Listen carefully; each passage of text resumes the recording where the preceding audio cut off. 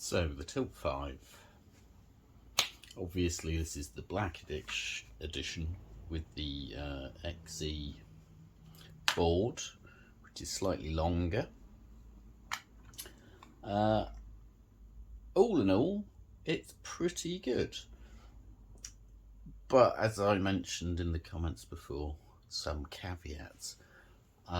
There's always limitations with these sorts of devices, which are not always obvious when you're just thinking about them.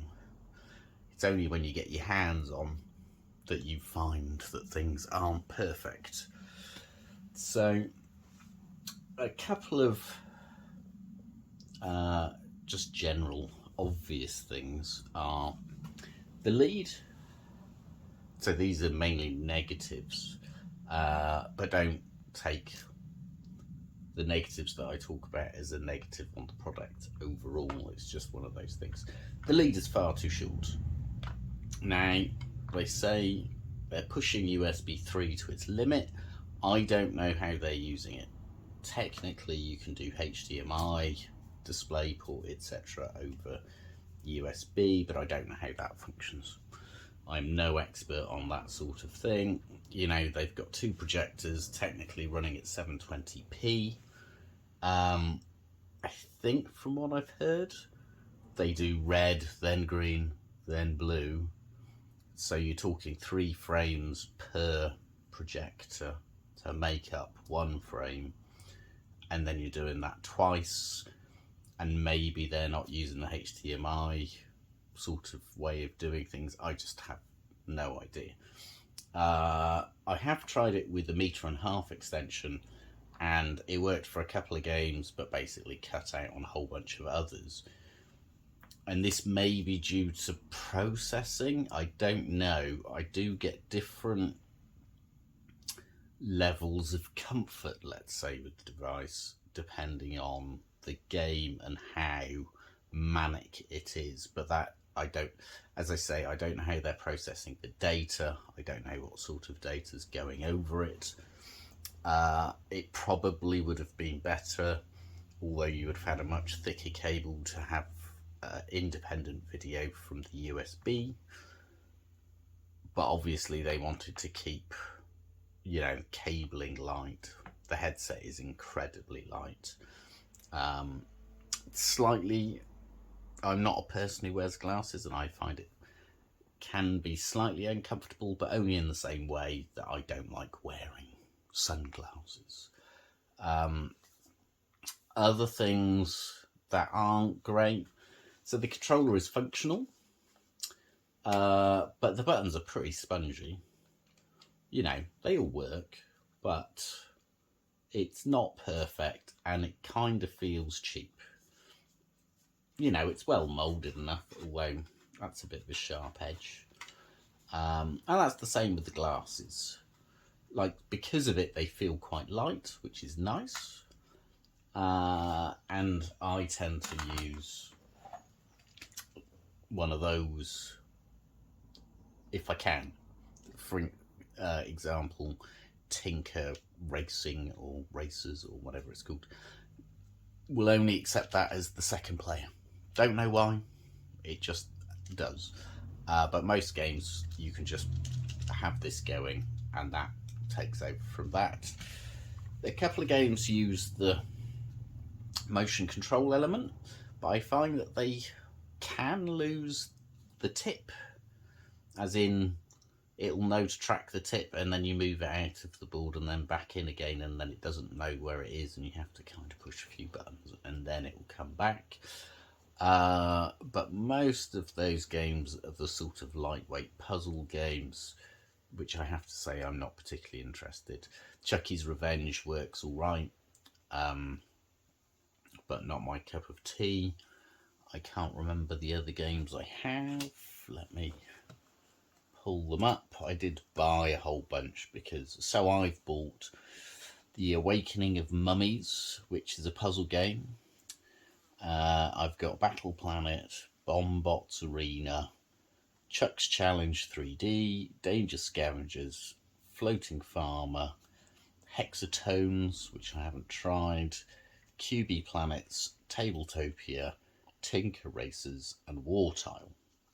So out of those, War Tile doesn't seem to support the Tilt 5 tool, which is odd because it was given to me when I pre-ordered the Tilt 5. There's no mention of it seemingly on the website anymore. Don't know what's going on with that. Tabletopia, there's instructions on the Tilt 5 website to get it started, but it doesn't seem to start. Don't know, haven't pushed it really.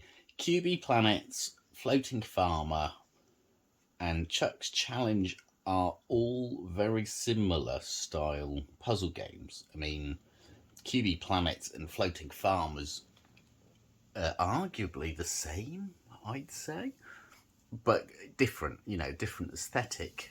I'll show you them both in a separate video. Both of those, I would argue, have a bit more of an issue, but that's more down to how they've done the 3D.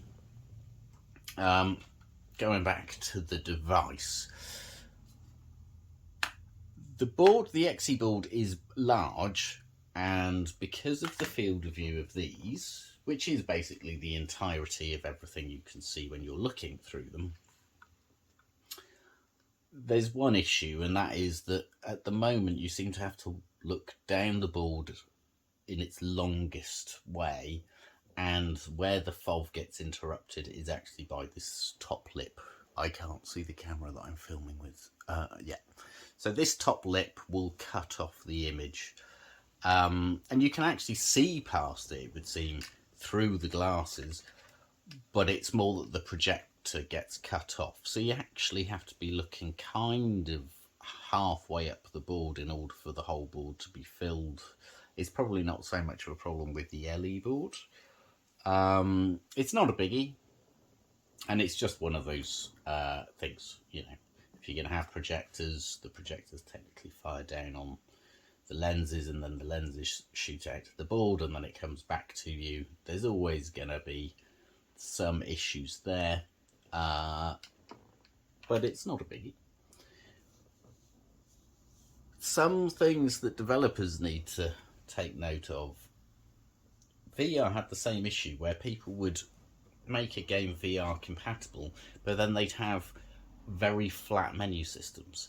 Now, the first game I tried was Chuck's Challenge, and I was struck immediately by the fact that there was no 3D. But of course, it was just the menus. The menus were very flat, and it's just not a good look when things are technically 3D. I mean, I've only played it once, so I'll have to try it again. Maybe it was just a bad example. As soon as the game started, it was all in 3D. Fun. The best games for 3D seem to be Tinker Racers, Battle Planet, and I'd say that's more down to focus. I think there's an issue that if you have everything too low in the board, things get slightly out of focus, and then they're slightly too far away, so you lose a lot of detail, and so it becomes a little blurry. Floating Farmers, I find, like, it's fine, it doesn't give you a headache or anything, but things look very mushy and it's a little bit too far away. Chuck's Challenge is somewhere in the middle, whereas something like Battle Planet, the planet itself kind of comes up from the table, and then it's quite good. And the same with Tinker Racers, where there's elements above and below the table. That seems to work much better. The game that I kind of enjoy playing the most is Danger Scavengers, but because everything's low in the board, again, you get that sort of slightly blurry, not quite in focus thing going on. The Marble Maze, which is a demo that comes with the Tilt 5, that looks fine. That's, again, above and below the table. I think there is a sweet spot for where you want your character, you know, where the main focus of the site is, which kind of helps. Some of these games I've played, not well, Hexatones I haven't played at all, so I don't know what that's like. Bombots I tried once. It's basically Bomberman. I'm never been any good at Bomberman. And its 3D was fine, but again, it was kind of low. I think if you're developing stuff, it probably makes sense to have things either, if they're going to be, you basically have them at table height, slightly below, but with elements that come above, or slightly above. That seems to give the best effect. I don't know really where I'm going with this. Sorry, I don't normally speak on camera, but you know, I felt I should probably do some talking about the actual experience. Like I quite like it, but there's limited games. Oh, there's also, of course, there's the Forest demo, which you might have seen on a few other videos. The 3D on that's incredibly good. You know, the character is about the level of the table, but then you have the trees that come up, and you've got a few, you know, bridges that are higher and or lower, etc. I'll take a video of basically all of these things in the next week or so, so you can see. There's just, I think there's a way of doing games and experiences well, and there's a way of doing them badly. I think Floating Farmers, The Awakening of Mummies, even Chuck's Challenge and QB Planets could all be better off if they just brought the major pieces that you play with up and into your face.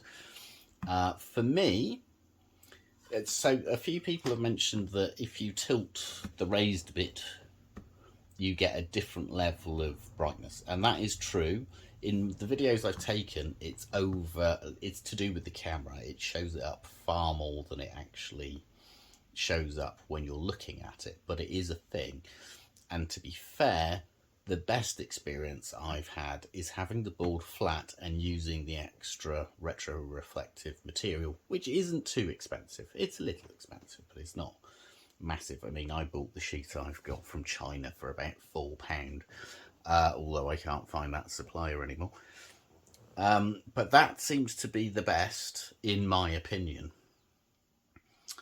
Although to get the whole board and the retro-reflective material in shot, you have to kind of be quite far back. And again, things, when they're that far away, are just a bit too small.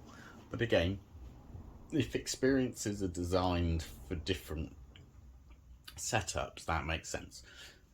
One thing of note, of course, is you have to tell the Tilt 5 software how you set up the board. So if you have it raised, but you've set it to be flat in the Tilt 5 software, the tracking goes a bit wonky.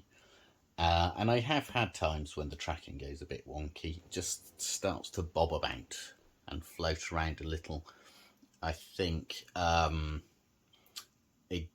there's probably ways in software that could be alleviated, but it's not a massive one.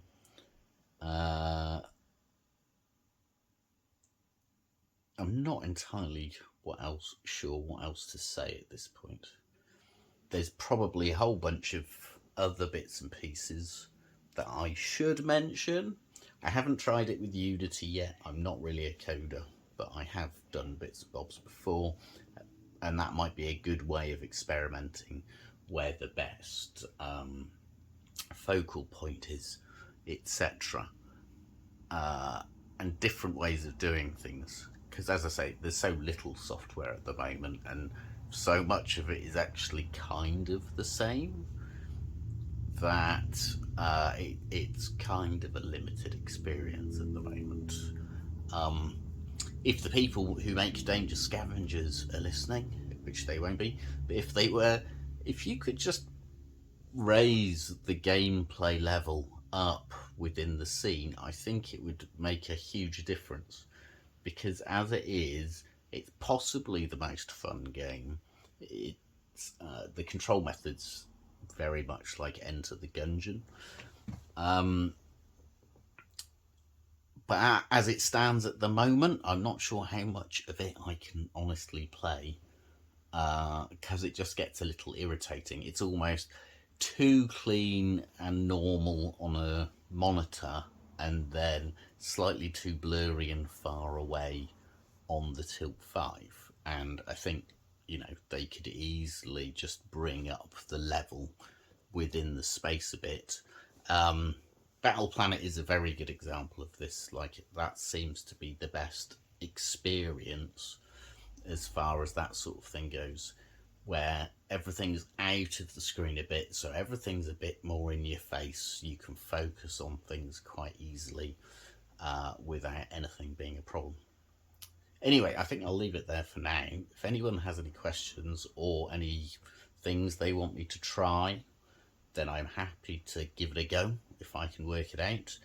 I'll upload some other videos of games that I have over the next few days, probably another one today, and I'll crack at Unity out and see if I can get something going in that. Anyway, bye bye.